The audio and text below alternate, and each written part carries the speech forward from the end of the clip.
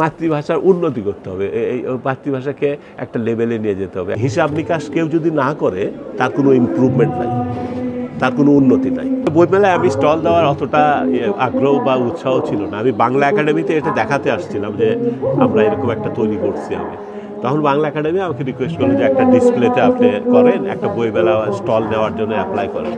তো ওরা এই ব্যবস্থাটা করে দিচ্ছে আর কি। যেহেতু আমি বাংলা একাডেমিতে 1988 সালে কাজ করেছি, এই প্রজেক্টটার নাম ছিল এটা বাংলা মুদ্রাক্ষরের উন্নতি সাধন ও বৈদ্যুতিকরণ প্রকল্প। তখন আমি এই ফন্টগুলো তৈরি করেছিলাম। তখন আমি প্রপোজ করেছিলাম সে 38 বছর আগে এই ফন্টগুলো, কিন্তু কোনো ইমপ্লিমেন্টেশন হয়নি। এইরকম একটা ক্যালকুলেটর অথবা ফন্ট নিয়ে কাজ করা, এগুলোকে বলে সেগমেন্টেড ফর্ম, যে খণ্ডিত আদল, ওই যে 12টা খণ্ডিত আদল থাকে সেখান থেকে তৈরি হয় নাম্বারগুলো।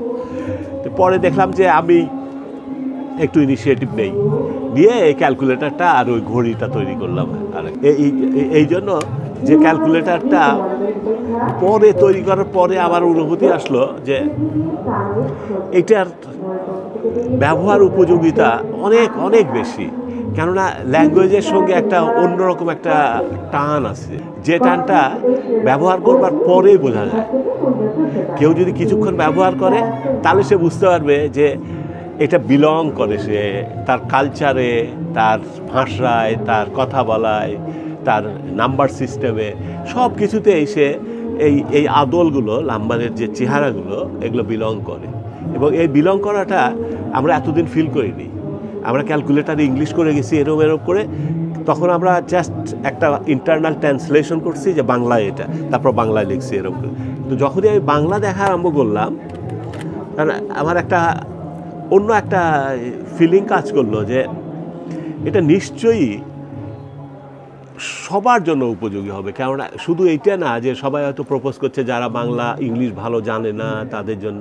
আমার মনে হয় যারা খুবই বেশি শিক্ষিত তাদের জন্য আরও বেশি প্রযোজ্য।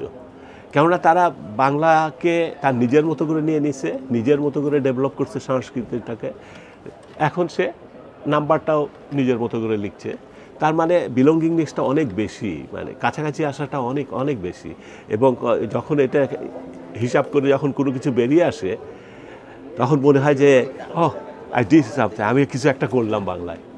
এবং যখন কোনো কঠিন অঙ্ক আমি করলাম, যখন আমার তো ডিগ্রি রোবোটিক্সে, আমি ওই দিকে কাজ করি, কিন্তু ওই যখন ক্যালকুলেশনগুলো করলাম তখন মনে হলো যে I did some scientific things in Bengali. আমি কিছু বাংলায় করলাম যেটা অনেক বেশি অ্যাপিলিং, আর বলতে পারো অনেক বেশি কাছের মনে হয়, এবং এটা করা দরকার। আর একটা ইস্যু আছে, যেটা বাচ্চারা যখন 1 2 3 করে আর 1 2 3 করে, তখন একটা ইন্টারনাল প্রসেস হওয়াতে তাদের ভিতরে ম্যাথের প্রতি একটা ভয় চলে আসে, এবং ওই ভয়টা আস্তে আস্তে বেশি হতে থাকে। ওই জন্য বাংলাদেশে ম্যাথামেটিক্যাল ব্রেন আর ম্যাথামেটিক্যাল ইগোটা অনেক অনেক কম। যেটা বিদেশিরা আছে, যে বিদেশিরা তাদের ল্যাঙ্গুয়েজে 1 2 3 দেখছে, 1 2 3 দেখছে, যে তারা দেখছে যে ওই দেশি যাওয়ার খগর মতো। আমার ভাষা, আমার সংখ্যা একই জিনিস। তা আমাদের কাছে আমার ভাষা এক জিনিস, সংখ্যা আর এক জিনিস। ওই জন্য আমরা অঙ্ক থেকে বেরিয়ে যাচ্ছি, ডাইভার্ট হয়ে যাচ্ছে। এবং অঙ্ক এমন একটা জিনিস, এটা হিউম্যান ইন্টেলিজেন্সই ক্যারি করে। আমরা অঙ্ক থেকে ডাইভার্ট হয়ে গেলে আমরা একেবারে লস্ট হয়ে যাবো, একটা থার্ড ওয়ার্ল্ড কান্ট্রি হিসেবেই থেকে যাব। আর একটা বড় ব্যাপার আছে, হিসাব নিকাশ কেউ যদি না করে তার কোনো ইমপ্রুভমেন্ট নাই, তার কোনো উন্নতি নাই।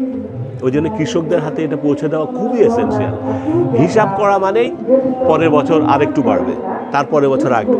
হিসাব যদি না করে, তার কাছে তো ডাটাই নাই, তার পরের বছর কী বাড়াবে? সে জমিতে 10 মণ চাল পেলো, তার পরের বছর 8 মণ পেলো, সে বুঝতেই পারলো না 10 মণ কোনটা 8 মণ কোনটা, তাই না? তার লস হলো না লাভ হলো। ওই জন্য হিসাবটা খুব এসেন্সিয়াল। এখনও ইংলিশে দেখবার পরে দোকানদার যখন দেখে 526 526, তারপর সে ঠিক করে ওটাকে ট্রান্সলেট করে তারপর বলে, তাই না? তার ভিতরে একটা ট্রান্সলেশন কাজ করে সবসময়। যখন ইংলিশটা দেখি, বাংলা কথা বলি, ইংলিশটা দেখে বাংলাটা লিখি, আবার বাংলা লেখা দেখে ইংলিশে টাইপ করি, এর ভিতরে একটা বেরিয়ার সব সময়ই আছে।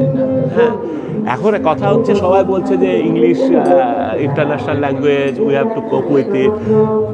ফাইন, আমরা করবো, অফকোর্স করবো আমরা ইংলিশটা তো ছেড়ে দেবো না, কিন্তু বাংলাতে করলে একটা থিঙ্কিং প্রসেসটা একটা অন্য পর্যায়ে নিয়ে যায়। আমরা যখন চোখ বন্ধ করে চিন্তা করি 1 কিলোর দাম 740 টাকা, তখন আমরা ওইটাই দেখি 740 দেখি, আমরা 740 দেখি না। In our absent mind. নিজের মতো করে বলা, কনফিডেন্স দিয়ে বলা আর এক জিনিস। এটা দেখলে 100% কনফিডেন্স দিয়ে বলবে যে দিস ইজ 21,180 পরিষ্কার বলে দিলাম। কিন্তু যখন দেখবে তখন সে বলতে বসবে ও কয়টা আছে, আচ্ছা 21,000 এরকম, তাহলে ট্রান্সলেশন কনফিডেন্সটা লস করে।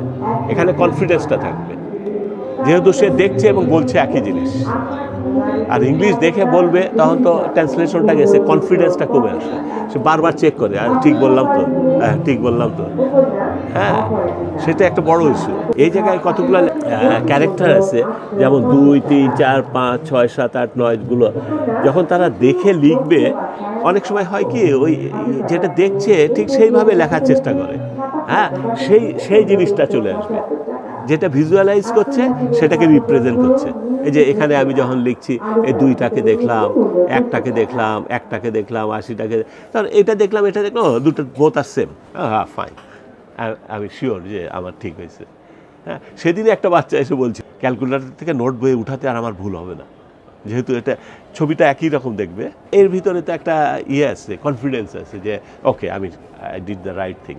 আমি যেটা এডুকেশন লেভেলে যেটা ভাবছি যে ক্লাস 5-6-এ ক্যালকুলেটর না দেওয়াই ভালো, তাদের ভিতরে একটা মেন্টাল ম্যাথ ডেভেলপ করা উচিত। আর এর ইন ফিউচার আমি যদি দেখি যে এটা ভালো চলে, তাহলে আমরা টোটাল সায়েন্টিফিক ক্যালকুলেশনে চলে যাব।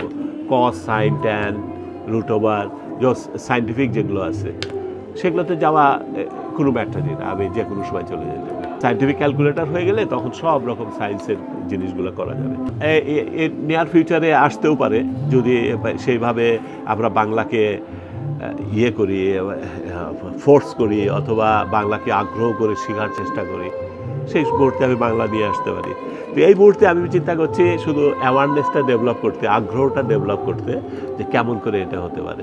এটা শিওর যে এটা দিয়ে খারাপ কিছু হবে না, এটা সব সময় একটা গুণগত মান এটাতে যোগ করবে। ক্যালকুলেটর ধারণা আমি যখন এই যে 1988-এ এই প্রজেক্টে কাজ করেছি, তখন আমি এই ডিজাইনগুলো করছিলাম।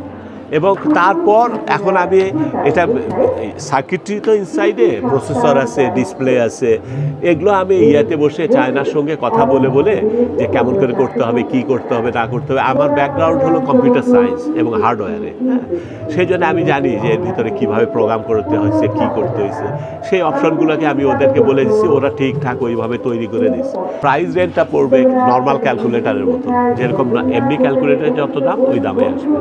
ইংলিশ ক্যালকুলেটরটা 7 সেগমেন্ট ডিসপ্লে, আমাদেরটা হলো 12টা, 12 সেগমেন্ট ডিসপ্লে। এখন 7 সেগমেন্ট ডিসপ্লে থেকে 12 সেগমেন্ট ডিসপ্লেতে নিয়ে আসা একটা কনভার্সন আছে এর ভিতরে, যেটাকে নিয়ে আসছে।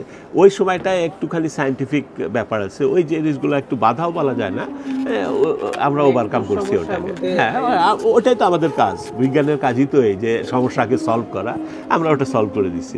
আবিষ্কারটাকে আমি দেখছি এইভাবে যে আমি বাংলা ভাষাতে কিছুটা হলেও একটা কিছু যোগ করতে পারছি। এখানে তো বলা আছে এই যে পৃথিবীর ইতিহাস আলোচনা করিয়া দেখো, মাতৃভাষার উন্নতি ব্যতীত কোনো জাতি কখনো কি বড় হইতে পারিয়াছে।